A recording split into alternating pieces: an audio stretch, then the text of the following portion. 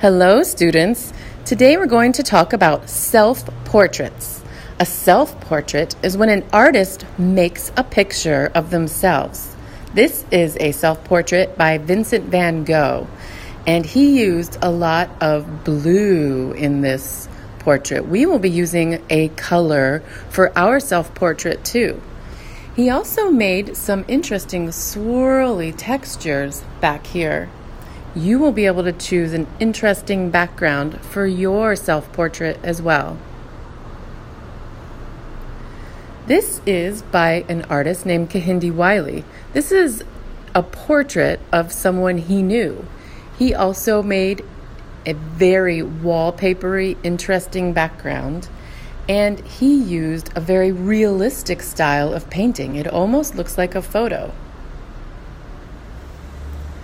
This is a self-portrait by a Chinese artist named Yu Min-jin, and he uses emphasis to really emphasize one feature in his face. What do you think he used emphasis to show us? You've got it, his mouth. The mouth is so large that our eye goes straight to it. He also used a lot of one color, which is pink, light pinks, dark pinks, purpley pinks, to do all of his skin color. Very interesting. So we're going to be working on a monochromatic self-portrait. Mono means one, and chroma means color. When you're using one color for your self-portrait, you'll be using very dark values, medium values, and light values of one color. That means you might press really hard to get dark and a little bit lighter to get medium, and your lightest pressing for the lightest color. When you choose a color, like Vincent Van Gogh did, you're going to be choosing a mood for your portrait. This is an example where a student chose green. You can see she worked on all the details of her face and included some details in the background. This student chose green.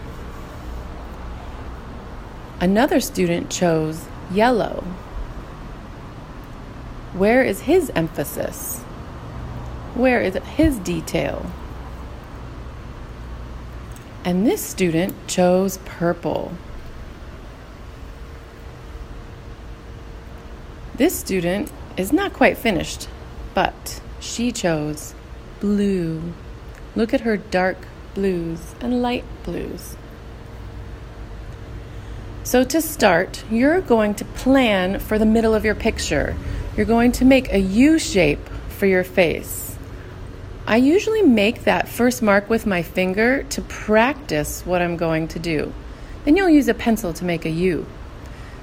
There will be room above and below it for my hair, and two lines will make a neck. You can look at your shirt and make a neckline. Is your neckline a V or a U? Bring your shoulders down to the side. Then work on your hairline. Do you have bangs? Do you have pulled back hair? Is your hairline jiggly or is it straight?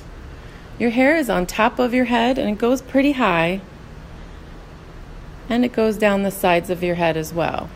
Your ears are like two C's. Once you have the basic layout of your face, you can use a Sharpie to go over your lines. Those ears on the side, your first U shape that made the bottom of your face, and then all of your hair. Make sure you make that hair nice and poofy on top, because a lot of hair is on our head, and also the whole top of our head takes up a lot of space.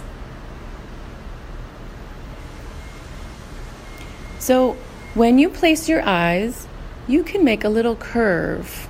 Your eyes are about halfway down your head. And by making a top curve, then it's easy to go back and do bottom curve. The next part of your face you can place is your nose.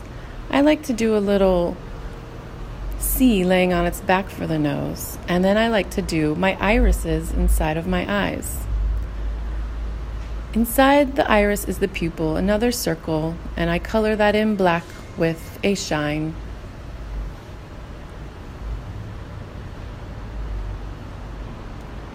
Next on your face, if you look in the mirror, is eyebrows.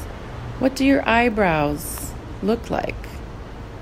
You can practice making different faces, and your eyebrows will express a lot of feelings. And you can experiment with different kinds of mouths. I have some ideas on an idea sheet. So this picture is going to be yellow. I can start with colored pencil, and I'd like you to use colored pencil on the face of your person. Then I'll start bringing out some markers and some other coloring instruments, and you can use those in the background. So look at how I hold the pencil way out towards the back of the pencil. That lets the pencil lay down flat, and it's faster for coloring. So now I've got a color stick in a slightly darker yellow. I can use that for my hair.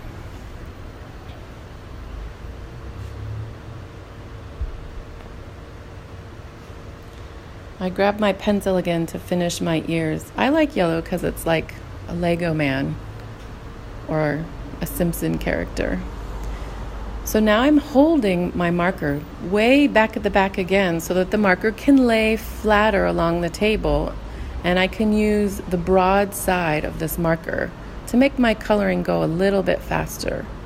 Remember to just use marker in the background and hair and clothing. If you use marker in your face, sometimes it gets so dark that you can't see any of your details. The only white I'll be leaving is the white in my eyes. Here I'm using a color stick on its side to kind of quickly fill in the base color of my shirt.